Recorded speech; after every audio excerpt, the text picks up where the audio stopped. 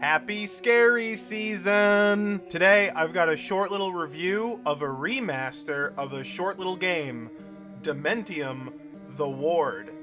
Dementium: The Ward is a first-person survival horror shooter developed by Renegade Kid and released on the Nintendo DS in 2007. Renegade Kid was a handheld-focused developer made up of former Iguana Entertainment developers who saw the DS as a portable Nintendo 64 and wanted to continue making 64-bit-ish shooters. This new remaster of Dementium for the Nintendo Switch, well, it isn't really new. It's a retooling of Renegade Kid's own remaster of Dementium for the Nintendo 3DS. The 3DS version of Dementium wasn't so much a total overhaul to the original DS release, but a more visual facelift to bring the crunchy, low-resolution DS textures and models up to the 3DS's not as low, but still quite low resolution targets, but of course also added 3D and supported the 3DS's sticks.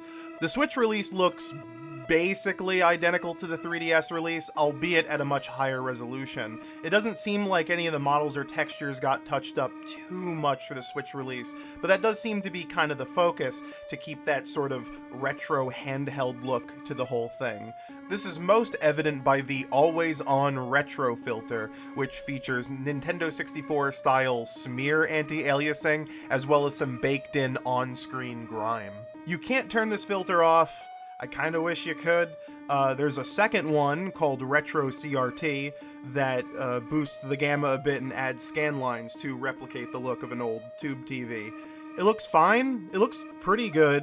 I don't think it really matches the vibe of playing a DS game, and the boost that it gives to brightness doesn't look very good on the Switch's screen, especially the Switch OLED. The real drastic change here is the lack of a second screen. The DS didn't have as many buttons or sticks, so the second screen was crucial to a lot of games. It also allowed for fun little extra bits of interaction, just to add a bit of immersion and fun. In the very beginning of the game, you pick up a notepad. On the DS or 3DS, you can open up the notepad on the second screen and write down notes, whether it be codes or clues to puzzles. You still collect the notepad in the Switch version, but it doesn't do anything. It doesn't exist outside of that initial prompt.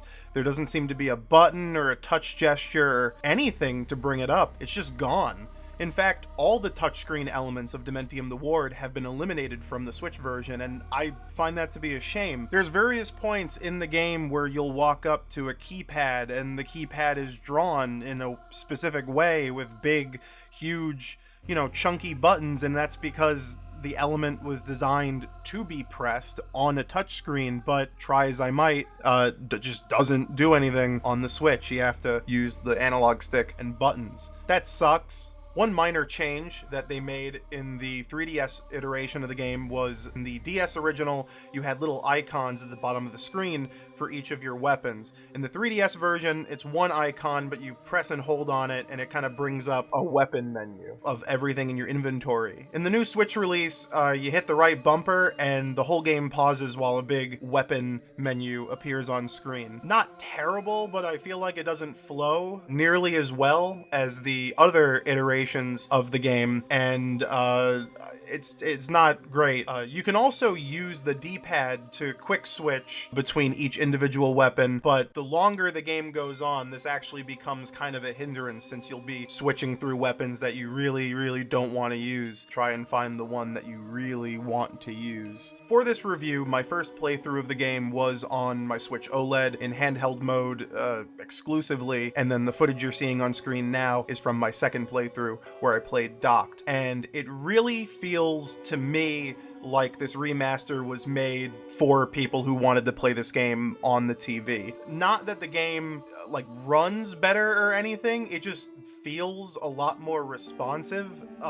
Maybe that's a fault of the Joy-Cons versus playing with a Pro controller, but it genuinely felt like there were times in handheld mode where it felt like my inputs were being eaten, and then I would dock the Switch and play it there, and I just didn't have that problem. Maybe it's me, but I don't know. It just feels like this was made to be played on a TV, and the handheld experience is just there as a bonus. Like, woo, We'll return to these changes later, but let's talk about the game itself. Dementium is a fairly short but fine survival horror shooter. You could probably pick up how things go from the rest of this review, but I'll recap. You wake up in a dark, seemingly abandoned hospital and have to shoot your way through all sorts of gross enemies while navigating labyrinthy corridors and solving the occasional puzzle to progress. There's a few boss fights, shoot the weak spots until it dies, yeah, that sort of thing. Perhaps the most obvious inspiration for this game is probably Doom 3, as the game swamps its levels in pitch black darkness that you must illuminate using a flashlight that you have to switch to in your inventory. It's all fairly standard, even for 2007. Most of the enemies you'll encounter are what you expect, mostly zombies. Some other creepy crawlies are thrown in there as well. One enemy is like a floating head that charges you, kinda like a Lost Soul from the Doom series, except it's like a screaming jump scare too. Regarding difficulty, I played on normal and found myself just kind of breezing through the experience.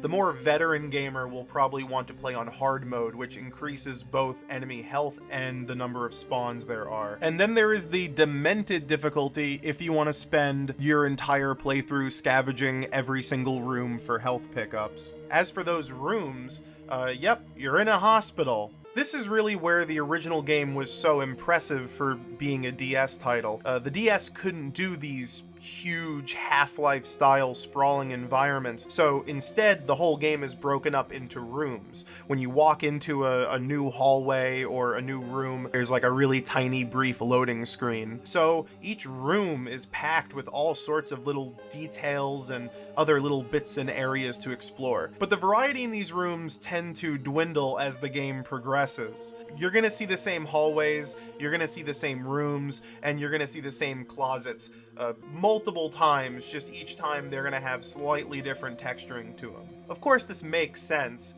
You're in a hospital. You're gonna expect different floors of a hospital to look kinda similar to each other. It's gonna feature a uniform design, of course, but just like a little bit of extra environment variety would have really helped. Overall, my playthrough took about 3 hours, though that was with endless exploring and backtracking just to kind of look at everything. If you were to just charge your way through the experience, even on hard, it'd still probably just take you like 2 hours. But during those 2 hours, while I was running through all those very samey, crunchy hallways that the game funnels you through, I couldn't stop thinking about the fact that, yeah, I'm playing a DS game. This game was, like, really cool on the DS. It's even just as impressive on the 3DS, but on the Switch, you just don't really get that same magic. It just feels like they scrubbed all that sort of handheld dual screen context and history from the game,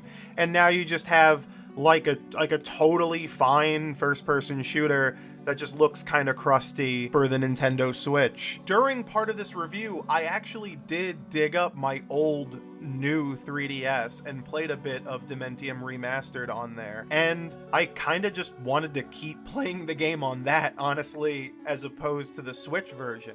This is not to say that the Switch version is a bad port or a bad remaster or like a failed product. If anything, for the sake of preservation and convenience, Dementium the Ward is very good on the Nintendo Switch. I think a lot of people are going to appreciate the fact that the game has standard modern first-person shooter controls, runs at 60 FPS, and isn't like totally busted. I did have a couple game crashes happen, but I wasn't able to replicate them, so I guess those are just kind of one-off experiences. If you've never played Dementium and you really want to play it and you only have a Switch, then go ahead. Like, you're still gonna have a really good time, and the devs did a fantastic job, but man, it really does feel like something's missing when you take out all those cool little touchscreen and dual screen gimmicks. But regardless, it's a good game. You'll have a spooky time.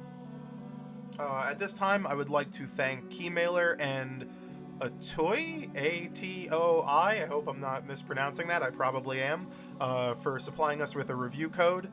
Thank you so much. I'd also like to thank our patrons, who you can see on screen right now, and if you would like to become a patron, links down below.